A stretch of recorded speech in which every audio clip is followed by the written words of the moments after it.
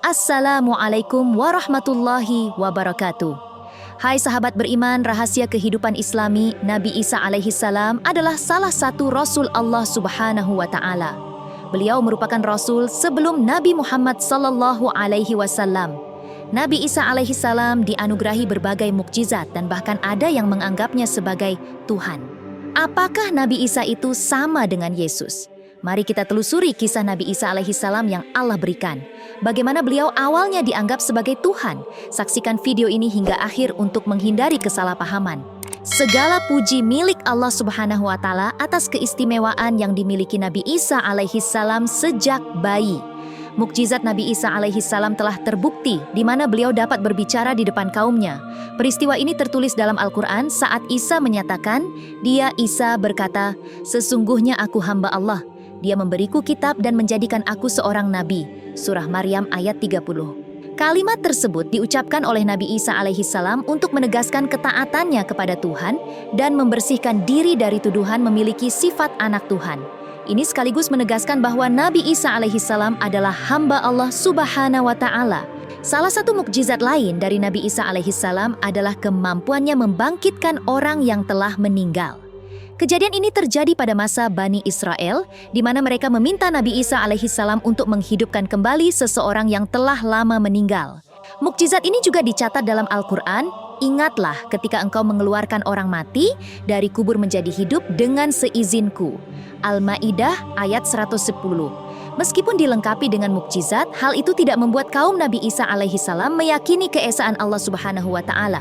Malah mereka berupaya membunuhnya dengan dalih bahwa mukjizat tersebut hanyalah ilmu sihir yang nyata. Al-Maidah ayat 110. Apakah Yesus dan Nabi Isa adalah orang yang sama? Nabi Isa alaihi salam termasuk di antara nabi-nabi yang dihormati dengan gelar ulul azmi. Beliau diutus kepada kaumnya dan pada awalnya memperoleh pengikut setia, sebagaimana tercatat dalam Al-Quran. Ingatlah ketika aku ilhamkan kepada para pengikut setia Isa, berimanlah kamu kepadaku dan kepada Rasulku. Mereka menjawab, kami telah beriman dan saksikanlah, wahai Rasul, bahwa kami adalah orang-orang yang berserah diri. Al-Quran menyebutkan dalam surah Al-Maidah ayat 111, namun di antara kaumnya sebenarnya ada yang beriman secara tersembunyi. Meskipun Injil turun kepada Nabi Isa alaihi salam sebagai bukti, mereka tetap menolak kebenaran dan bahkan merencanakan tindakan jahat untuk membunuh Nabi Isa alaihi salam. Sikap ini sesuai dengan firman Allah Subhanahu wa Ta'ala. Ironisnya, mereka mengklaim berhasil membunuh Nabi Isa alaihi salam, padahal beliau selamat dari upaya pembunuhan tersebut. Ini sesuai dengan firman Allah yang menyatakan, dan karena ucapan mereka, sesungguhnya kami telah membunuh Al-Masih Isa putra Maryam, Rasul Allah. Padahal mereka tidak membunuhnya dan tidak pula menyalibnya, tetapi yang mereka bunuh ialah orang yang diserupakan dengan Isa. Bagi mereka, orang yang tewas sebenarnya adalah seseorang yang mirip Isa. Tetapi terjadi perbedaan pendapat di antara mereka tentang identitas sebenarnya yang tewas, dan keraguan-raguan ini tidak membawa kepastian. Mereka tidak yakin bahwa yang mereka bunuh adalah Isa, karena Allah telah mengangkat Isa kepadanya. Allah yang maha perkasa dan maha bijaksana. Setiap orang dari ahli kitab sebelum wafatnya akan beriman kepada Isa, dan di hari kiamat Isa akan menjadi saksi terhadap mereka. Surah An-Nisa ayat 157 sampai ayat 159. Ibnu Said menjelaskan bahwa Isa bin Maryam akan turun kembali ke bumi untuk mengalahkan Dajjal. Tak seorang pun dari kalangan Yahudi yang tidak akan beriman kepadanya. Orang yang sebenarnya dibunuh adalah individu yang diserupakan dengan Nabi Isa alaihi salam. Ibnu Abbas radhiyallahu anhu dan Ibnu Abi Hatim mengisahkan bahwa ketika Allah Subhanahu wa Ta'ala mengangkat Nabi Isa alaihi salam ke langit, beliau berjumpa dengan para sahabatnya yang berjumlah 12 orang. Dengan berlinang air mata, Nabi Isa alaihi salam menyampaikan bahwa di antara mereka ada yang akan mengingkari beliau sebanyak 12 kali setelah mereka beriman kepadanya. Di antara mereka ada yang akan diserupakan dan dibunuh karena posisinya, tetapi akan menjadi teman dekat Nabi Isa alaihi salam. Salah satu di antara mereka adalah seorang pemuda yang dengan mudah berdiri.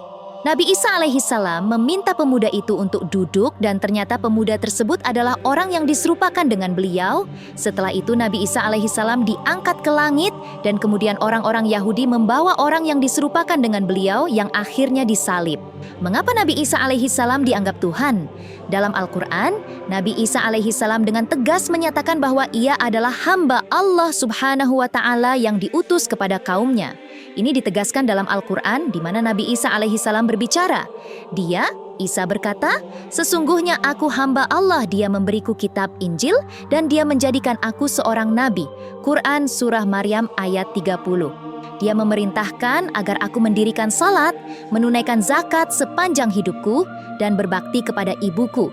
Dia tidak menjadikan aku sombong atau celaka, dan semoga dilimpahkan kepadaku kesejahteraan pada hari aku dilahirkan, pada hari aku meninggal, dan pada hari aku dibangkitkan kembali. Inilah Isa putra Maryam yang menyampaikan perkataan yang benar. Mereka berselisih pendapat tentang kebenarannya. Tidak patut bagi Allah mempunyai anak, maha suci Dia. Apabila Dia hendak menetapkan sesuatu, maka Dia hanya berkata kepadanya, "Jadilah," maka jadilah sesuatu itu. Quran Surah Maryam ayat 34. Bani Israel pada masa itu menyembah Nabi Isa alaihissalam dan ibunya karena mereka percaya bahwa Nabi Isa alaihissalam lahir tanpa ayah. Mereka berlebihan dalam menggambarkan Nabi Isa alaihissalam. Terkait hal ini, Nabi Muhammad sallallahu alaihi wasallam memberi nasihat. Janganlah kalian berlebih-lebihan memujiku seperti orang-orang Nasrani, berlebih-lebihan memuji Isa putra Maryam. Sesungguhnya aku hanya seorang hamba, maka katakan, panggil aku hamba Allah dan Rasul-Nya. Hadits riwayat Bukhari. Nabi Isa alaihissalam dimintai pertanggungjawaban oleh Allah subhanahu wa ta'ala dan beliau memberikan pembelaan. Ingatlah, ketika Allah berfirman, "Wahai Isa putra Maryam, apakah engkau mengatakan kepada orang-orang, jadikanlah aku dan ibuku sebagai dua Tuhan selain Allah?" Dia, Isa menjawab, "Maha suci engkau, tidak patut bagiku mengatakan apapun yang bukan hakku.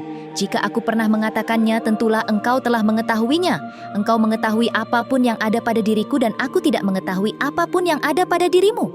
Sungguh, engkaulah yang maha mengetahui segala yang gaib." Surah Al-Maidah ayat 116. Pada dasarnya, ajaran yang disampaikan oleh Nabi Isa alaihissalam adalah tentang keesaan Allah subhanahu wa ta'ala. Nabi Isa alaihissalam tidak pernah mengklaim dirinya sebagai Tuhan. Hal ini juga dicatat dalam Al-Quran. "Aku tidak pernah mengatakan kepada mereka kecuali sesuatu yang engkau perintahkan kepadaku, yaitu, sembahlah Allah, Tuhanku dan Tuhanmu. Aku menjadi saksi terhadap mereka selama aku berada di tengah-tengah mereka. Setelah engkau mewafatkan aku, engkaulah yang mengawasi mereka. Engkau maha menyaksikan atas segala sesuatu." Surah Al-Maidah ayat 117. Sahabat beriman, Nabi Isa alaihissalam adalah utusan Allah subhanahu wa ta'ala kepada kaumnya Bani Israel pada saat itu. Beliau tidak pernah mengklaim dirinya sebagai Tuhan.